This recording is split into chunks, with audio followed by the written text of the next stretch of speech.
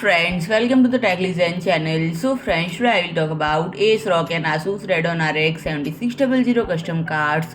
So friend, there are all sorts of custom design Radeon RX 7600 graphics card. This weekend it revealed factory overclock models from ASRock and ASUS not only a couple of days prior to accepted product launch, and the hardware news site was tip off to the presence of box Sapphire PULSE cards sitting in unnamed retail storerooms. And friends, Sapphire has chosen to update its dual fan PULSE card design for the new Radeon GPU generation, but ASRock and ASUS have taken the earlier path. The latest photo leaks indicate that both companies have opted to reuse cooling solution from their older RDNA2 models, and ASRock is reintroducing the Phantom Gaming OC and Challenger OC card design as part of its RX 7600 GPU lineup, and ASUS is recycling its ROG STRIX and Dual cooler designs that were previously slapped onto their Radeon RX 6650 XT offering launched back in 2022. So friends, if you like my video,